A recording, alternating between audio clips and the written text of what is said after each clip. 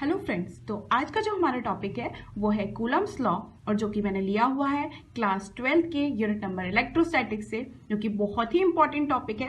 तो आइए चलते हैं कूलम्स लॉ पर। सबसे पहले हम लोग स्टार्ट करेंगे इसके स्टेटमेंट से और देन हम लोग पहुंचेंगे इसके डेरिवेशन पार्ट पर, है ना।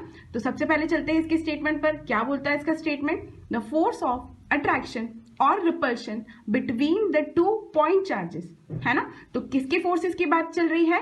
पॉइंट चार्जेस की फोर्स की बात चल रही है। तो अब आप लोग सोचेंगे कि पॉइंट चार्जेस क्या होता है। तो यहाँ पर वे चार्जेस जिनका साइज बहुत ही नेग्लिजिबल है comparison to the distance between the charges. मैं मान लेती हूँ कि दोनों चार्जेस जो रखे हुए हैं ये काफी दूरी पर रखे हुए हैं और यहाँ पर जो चार्जेस हम लेट करेंगे उनका साइज काफी छोटा है, स्मॉल है, नेग्लिजिबल है। तो हम उन चार्जेस को कहेंगे कि कैसी चार्जेस है?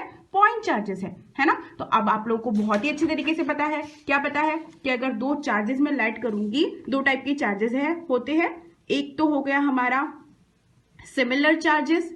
सिमिलर चार्जेस की अगर मैं बात करूंगी तो दो ले लूंगी मैं, positive charge and again positive charge. क्या होगा? इन दोनों के बीच में होगा रिपल्शन, है ना। इन दोनों के बीच में क्या होगा? रिपल्शन। दोनों एक दूसरे को क्या करेंगे? रिपेल करेंगे। मैं बोलूंगी फोर्स कैसा है? फोर्स ऑफ रिपल्शन है। और अगेन मैं लेट करूंगी तो दो चार्जेस, एक तो हो जाएगा पॉजिटिव और दूसरा हो जाएगा नेगेटिव। तो इन दोनों के बीच में कैसा फोर्स लगेगा? Force of attraction. Force of attraction. और इन चार्जेस को क्या बोलूंगी मैं? कैसे चार्जेस है? Dissimilar charges. कैसे चार्जेस है? Dissimilar charges. तो यहां पर दो चीजें पता चल गई हम लोगों को कि सिमिलर चार्जेस में कैसा फोर्स होता है?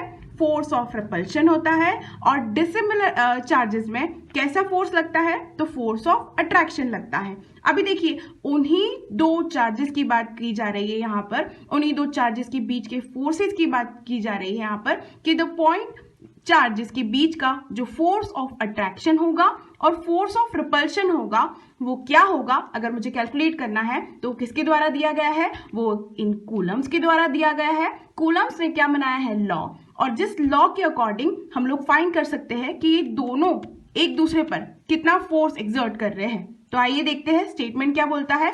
तो यहां पर लिखा हुआ है द फोर्स ऑफ अट्रैक्शन और repulsion between the two point charges. इन दोनों पॉइंट चार्जेस के बीच का जो फोर्स ऑफ अट्रैक्शन है और द फोर्स ऑफ रिपल्शन है वो किसके इक्वल होगा? Will be equal to the product of their magnitudes and inversely proportional to the square of distance between them. किसके इक्वल होगा? प्रोडक्ट ऑफ देयर मैग्नीट्यूड के equal होगा। मतलब इन दोनों चार्जेस के मैग्नीट्यूड के प्रोडक्ट्स के इक्वल होगा और इनवर्सली इक्वल प्रोपोर्शनल होगा to the square of distance between them. तो आइए लेते हैं दो चार्जेस और इक्वेशन फ्रेम करते हैं। तो यहाँ पर दो चार्जेस ले लेती हूं मैं।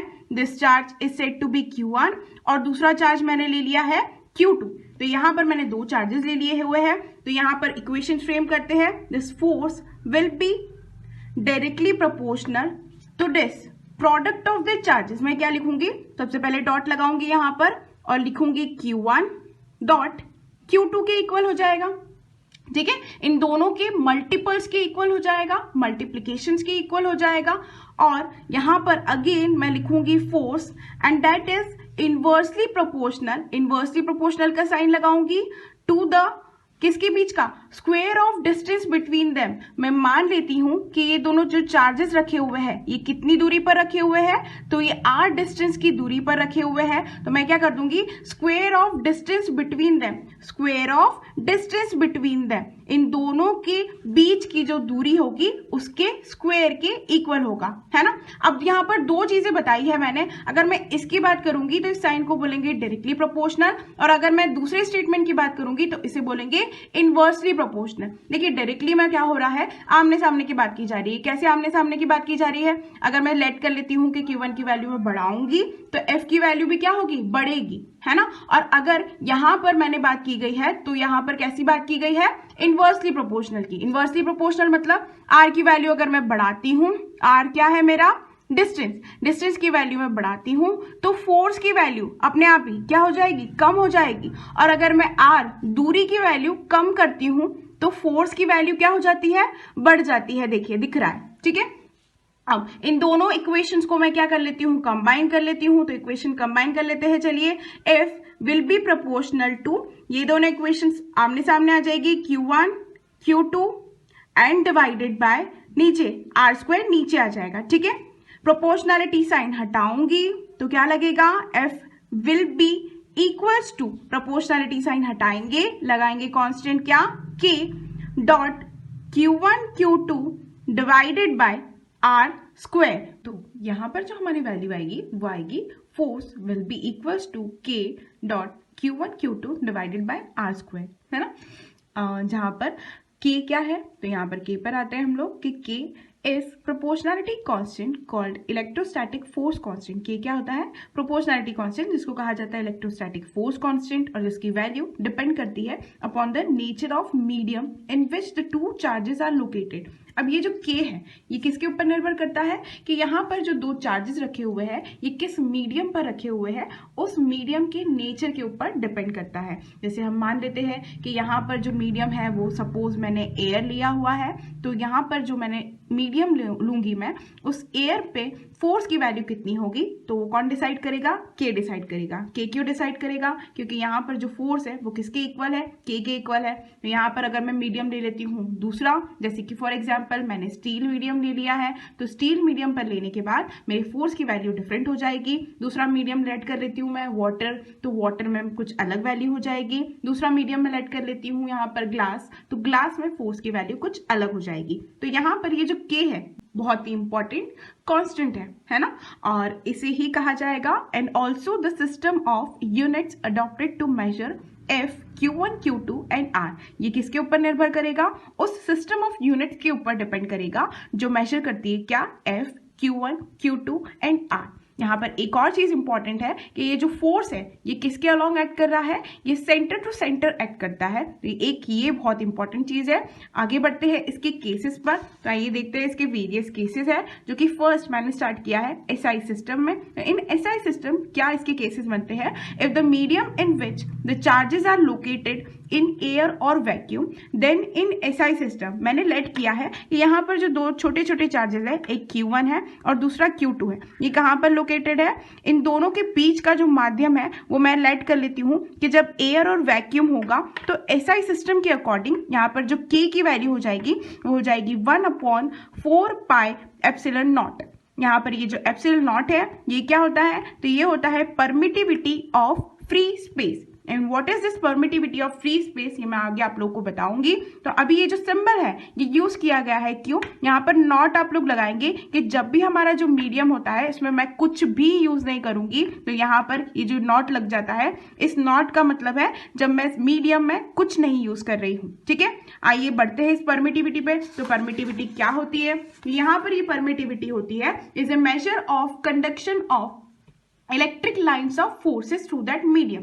अब ये परमिटिविटी क्या बताती है कि कितनी मेजर होती है, किसकी measure, conduction of electric lines of forces की। यहाँ पर अगर मैं मान लेती हूँ कि मैंने मीडियम जो लिया हुआ है उस मीडियम से कितनी इलेक्ट्रिक लाइन्स ऑफ फोर्सेस पास हो रही है, उसका मेजर कौन करता है, तो उसका मेजर ही करता है परमिटिविटी। उसका कैलकुलेशन कौन करता है, तो उसका कैलकुलेशन करता है ये परमिटिविटी, ठीक है।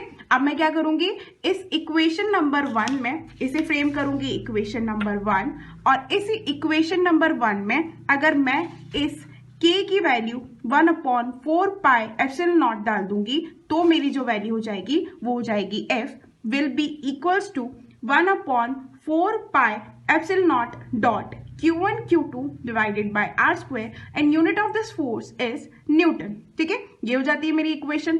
अब आप लोगों को मैं बता दूं कि इस एप्सिलॉन नॉट की जो वैल्यू होती है वो हो जाएगी 8.854 मल्टीप्लाई बाय 10⁻⁻12। इसकी यूनिट मैं आप लोगों को आगे कैलकुलेट करना बताऊंगी कि इसकी यूनिट कैसे कैलकुलेट करेंगे। उससे पहले आइए हम देखते हैं कि ये इसकी वैल्यू कैसे निकालेंगे। 1/4 पाई एप्सिलॉन नॉट की वैल्यू निकाल लेंगे हम लोग, तो कैसे निकालेंगे, 1 डिवाइडेड बाय दिस 4 मल्टीप्लाई, पाई की वैल्यू कितनी होती है 3.14, और मल्टीप्लाई करूंगी मैं किससे 8.854 मल्टीप्लाई बाय 10⁻⁻12 से, जो कि इक्वल आती है 8.9875 मल्टीप्लाई बाय 10⁻9 के। That comes to be proportional to 9 multiplied by 10⁹ newton metre square और डिवाइडेड बाय कूलम स्क्वायर। अब हमने क्या करना है, हेंस फ्रॉम इक्वेशन नंबर 2, इसे मैं लाइट कर दूंगी कि ये कौन सी इक्वेशन है, सेकेंड इक्वेशन है। f की वैल्यू मैं निकालूंगी, f will be equals to, मैंने किसकी वैल्यू निकाली है यहाँ से 1/4πε0 की वैल्यू, तो मैं यहाँ पर रख दूंगी 9 मल्टीप्लाई बाय 10⁻⁴ वैल्यू रख दूंगी, तो हो जाएगी value 9 multiply by 10⁹ dot Q1 Q2 divided by R square. ठीक है, ये हो गई मेरी वैल्यू। अब देखते हैं हम लोग इसकी यूनिट क्या होगी, किसकी, इस एप्सिलॉन नॉट की यूनिट क्या होगी। तो यहां से मैं इसी इक्वेशन को अगेन लिखूंगी, f equals to 1/4πε0 dot Q1 Q2 divided by R square. ठीक है, इस एप्सिलॉन नॉट को ऊपर ले जाऊंगी, f की वैल्यू नीचे लेके आऊंगी, तो हो जाएगी value epsilon not will be equals to 1/4π dot Q1 Q2 divided by R square. ठीक है, यूनिट ऑफ एप्सिलॉन नॉट हो जाएगा unit of Q1 dot unit of Q2 and divided by, यहां पर ले लूंगी मैं फोर्स नीचे, तो हो जाएगी unit of this force multiply by unit of R square. Charge की यूनिट आप सभी लोगों को पता है कि यहां पर यूनिट हो जाएगी कूलम, मल्टीप्लाई करूंगी again unit of Q2 that is again coulomb divided by unit of this F that is equals to newton and multiply by R। R क्या है, रेडियस, डिस्टेंस, किसका डिस्टेंस, दोनों के बीच के का डिस्टेंस कितना हो जाएगा, मीटर, और इसका क्या करना है हम लोगों को, स्क्वायर। तो यहां पर यूनिट जो हो जाएगी वो कुछ हो जाएगी coulomb square divided by Newton और मल्टीप्लाई करूंगी इस मीटर स्क्वायर से। ठीक है, इसी के बाद मैं डायमेंशनल फॉर्मूला भी निकालना चाहूंगी इसका, तो डायमेंशनल फॉर्मूला हो जाएगा इसका, dimension formula of Q1 multiply by dimension formula of Q2 divided by dimension formula of F multiply by dimension formula of R square. तो यहां पर वैल्यू हो जाएगी डायमेंशन फॉर्मूला ऑफ Q1 कितना हो जाएगा 80। ठीक है, मल्टीप्लाई करेंगे अगेन 80 से, डिवाइड करेंगे इसे dimension formula of force that is equals to ml T⁻⁻2, multiply करेंगे आर स्क्वायर। आर स्क्वायर क्या है आपकी लेंथ, तो यहां पर निकाल देंगे L का स्क्वायर हो जाएगा। आपका जो डायमेंशन फॉर्मूला बनेगा वो बनेगा m-1 to the power L to the power -3 T to the power 4 and A to the power square. ठीक है, तो यहां पर ये हो जाएगा आपका डायमेंशन फॉर्मूला। तो यहाँ पर हम लोगों ने दो चीज़ निकालनी देख ली है, एक तो यूनिट ऑफ एप्सिलॉन नॉट जो कि था coulomb square divided by newton multiply by metre square, और दूसरी चीज़ ही हमने निकालना सीखी यहाँ पर डायमेंशन फॉर्मूला जो कि ये था। ठीक है, और मैंने आप लोगों को बहुत ही अच्छी तरीके से बता दिया है कि एप्सिलॉन नॉट क्या होता है, एक इंपॉर्टेंट कैरेक्टरिस्टिक्स है जो डिफाइन करेगी क्या, फोर्स की डिफरेंट वैल्यू है ना। तो यहाँ पर हम देख पाएंगे कि फोर्स की वैल्यू बढ़ेगी या घटेगी, कैसे, अगर एप्सिलॉन नॉट की वैल्यू कम होगी तो फोर्स की वैल्यू बढ़ेगी, एप्सिलॉन नॉट वैल्यू बढ़ेगी तो फोर्स की वैल्यू क्या होगी, कम होगी। तो यहाँ पर मैं यूनिट लिख लूँगी इसकी जो हम लोगों ने यहाँ से कैलकुलेट की है ना। तो क्या कैलकुलेट करी है, coulomb square divided by newton into metre square. यहाँ पर आप लोग लिख दीजिए coulomb square divided by newton multiply by metre square. ठीक है, तो ये हमारा ये कंप्लीट हो गया पार्ट। चलिए, इफ एक्सेप्ट एयर और vacuum there is another medium in between the two charges, है ना। तो अभी जो हम लोगों ने मीडियम चूज किया था वो था एयर और वैक्यूम, पर हम मान लेते हैं कि एक्सेप्ट द एयर और वैक्यूम मैंने कुछ अलग ही मीडियम में दोनों चार्जेस को रखा हुआ है, तो फिर जो k की वैल्यू हो जाएगी वो हो जाएगी 1/4πε। यहाँ पर याद रखिएगा आप लोग एक चीज कि नॉट नहीं लगेगा। नॉट मैंने तब लगाया था जब मीडियम में कुछ भी नहीं हो, है ना, जब एयर और वैक्यूम हो। तो यहाँ पर एप्सिलॉन पर आते हैं। एप्सिलॉन क्या है? Absolute permittivity of the medium. From equation 1 हम लोगों को पता है इक्वेशन 1 क्या थी। इक्वेशन 1 से मैंने डायरेक्टली इक्वेशन पुट की गई है, F इक्वल्स टू के Q1 Q2 divided by R square. यहाँ पर जो के की वैल्यू पुट की है मैंने वो इस इक्वेशन से पुट की है, जो कि हो जाएगी 1/4 पाई एप्सिलॉन। तो यहाँ पर वैल्यू हो जाएगी फोर्स की 1/4 pi epsilon dot Q1 Q2 divided by R square in newton. ठीक है, वेयर एप्सिलॉन पर आते हैं कि एप्सिलॉन इक्वल्स टू किसके इक्वल है? एप्सिलॉन नॉट के इक्वल और एप्सिलॉन आर के इक्वल। एप्सिलॉन आर क्या है? तो एप्सिलॉन आर है dielectric constant of that medium. अभी मैं इस टर्म को बहुत ही अच्छी तरीके से आप लोगों को नीचे बताऊंगी। तो वैल्यू जो हो जाएगी वो हो जाएगी F will be equals to 1/4 pi. इसकी जगह पर मैं क्या लिख दूंगी? एप्सिलॉन नॉट और एप्सिलॉन आर लिख दूंगी। तो हो जाएगी value epsilon naught epsilon R dot Q1 Q2 divided by R square in newton. ठीक है, अब आते हैं ये टर्म कहाँ से आई, ये मैं एक्सप्लेन करूंगी नीचे आप लोगों को। यहाँ पर आ जाइए, डाइलेक्ट्रिक कांस्टेंट को ही रिलेटिव परमिटिविटी भी कहा जाता है। आइए देखते हैं डाइलेक्ट्रिक कांस्टेंट और रिलेटिव परमिटिविटी क्या होता है। यहाँ पर मैंने आप लोगों को पहले ये चीज बता दी है कि अगर दोनों चार्जेस को मैंने रखा हुआ है कहाँ पर? एयर और वैक्यूम पर, तो यहाँ पर मैं जो फोर्स लिखूंगी उसमें नॉट लगा दूंगी, क्योंकि मैंने जो चार्जेस कहाँ पर रखे हुए हैं? एयर और वैक्यूम पर। तो वैल्यू हो जाएगी 1/4 pi epsilon naught dot Q1 Q2 divided by R square, जो कि मैं पहले ही आप लोगों को एक्सप्लेन अच्छे से कर चुकी हूँ। एप्सिलॉन नॉट क्या होता है? तो epsilon not is the permittivity of that free space, है ना। इसी की वजह अगर मैंने चार्जेस जो रखे हुए हैं वो एयर और वैक्यूम नहीं रख के क्या रखे हुए हैं? किसी दूसरे मीडियम में रखे हुए हैं, तो जो फोर्स की वैल्यू हो जाएगी वो हो जाएगी 1/4 pi epsilon Q1 Q2 divided by R square. यहाँ पर कोई भी नॉट नहीं लगाना है मुझे। और इस एप्सिलॉन की वैल्यू क्या होगी? Permittivity of that medium. क्या करना है कि इसे मैंने इक्वेशन नंबर 1 पुट कर दिया है, इसे मैंने इक्वेशन नंबर 2 पुट कर दिया है। मैं सिंपली डिवाइड करूंगी इक्वेशन 1 बाई 2। इक्वेशन 1 को फर्स्ट से 2 से डिवाइड करूंगी तो इक्वेट हो क्या आ जाएगा? यहाँ पर ये जो देखिए एप्सिलॉन है ये क्या हो जाएगा? ऊपर चले जाएगा, और ये एप्सिलॉन नॉट क्या हो जाएगा? नीचे चले आएगा। तो हो जाएगी value F0/F will be equals to epsilon divided by epsilon naught. ठीक है, और इसे ही कहा जाता है डाइलेक्ट्रिक कांस्टेंट, किसका? Of that medium. तो यहाँ पर K की वैल्यू क्या हो जाएगी? K is the dielectric constant and that is equals to epsilon divided by epsilon naught equals to this F0 divided by F and that is also equals to epsilon naught R, जिसे कहा जाता है R stands for this relative and epsilon stands for permittivity। तो यहाँ से एक नई definition हमें मिल रही है, that is epsilon naught R that is equals to epsilon divided by epsilon। और अगर मैं इसी epsilon naught की वैल्यू फाइंड करना चाहूंगी तो वो कितनी हो जाएगी? epsilon equals to, ये ऊपर चले जाएगा इसके साथ में, तो हो जाएगी value epsilon naught dot epsilon R. तो यही इक्वेशन मैंने डायरेक्टली पुट की गई है कहाँ पर? इस इक्वेशन पर। तो यहाँ पर इक्वेशन हो जाएगी epsilon is equals to epsilon naught multiply by epsilon R. ठीक है, अब इसी के बाद मैं आती हूँ अदर सिस्टम पर, डिफरेंट केसेस पर, और जो कि है आपका CGS सिस्टम। If the medium in which the charges are placed in air or vacuum, then the CGS system K equals to 1। अगर जो दो चार्जेस मैंने रखे हुए हैं और उन दोनों चार्जेस के बीच का जो माध्यम है वो क्या है?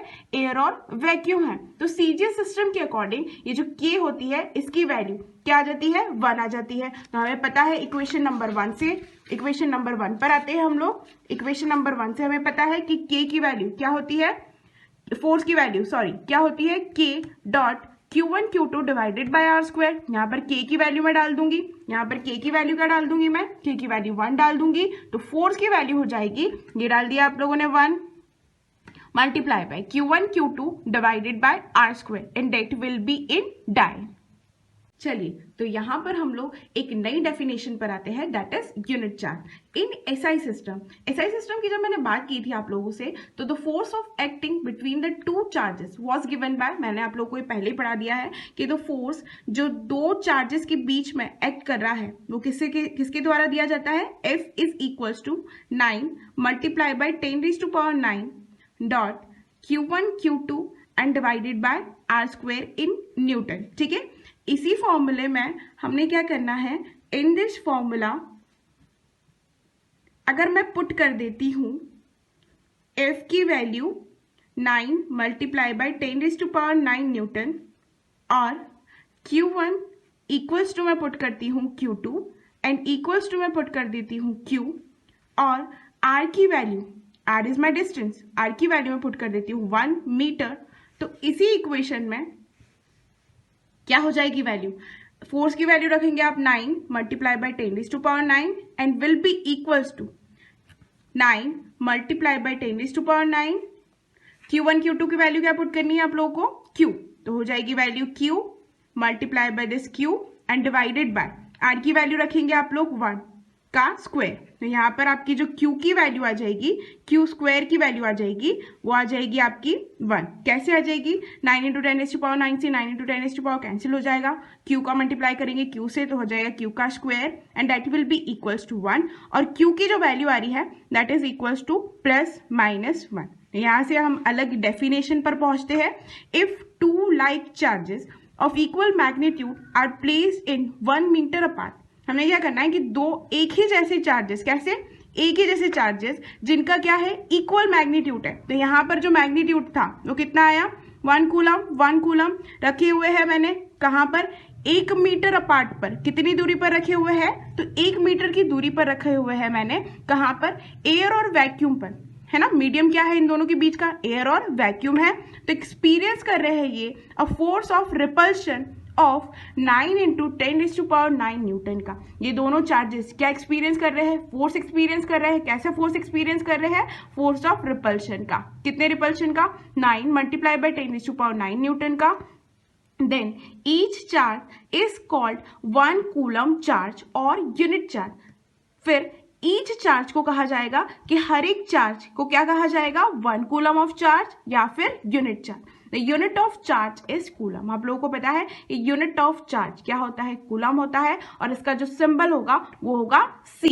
ठीक है, यहां से एक मैं नई चीज आप लोगों को बता दूंगी कि 1 कूलम ऑफ चार्ज की डेफिनेशन क्या है। यहां से मैं 1 कूलम ऑफ चार्ज की डेफिनेशन भी बन जाएगी। 1 कूलम ऑफ चार्ज वह चार्ज की वैल्यू है, वह चार्ज की वैल्यू है is that charge which exert force of repulsion 9 multiplied by 10⁹ Newton on the similar like charge placed at 1 meter distance apart from the charges। ठीक है, तो यहाँ पर 1 कूलम चार्जेस किस चार्ज को बोला जाएगा, जो किस पर रखे हुए हैं, क्या एक्सर्ट कर रहे हैं, 9 मल्टीप्लाई बाय 10⁹ न्यूटन का फोर्स एक्सर्ट कर रहे हैं। और जो दोनों सेम चार्जेस है और कितनी दूरी पर रखे हुए हैं, तो 1 मीटर की दूरी पर रखे गए हैं, तो उन्हें कहा जाएगा सेम चार्जेस, है ना। अब मैं आप लोगों को बता दूंगी कि चार्जेस की जो यूनिट होती है वो होती है कूलम। तो कूलम जो है वो बहुत ही बिगर यूनिट है। तो अगर मुझे छोटी यूनिट्स भी यहाँ पर लेनी है तो वो लेते हैं आप लोग। The smallest unit of charges are, एक तो होती है आपकी 1 मिली कूलम,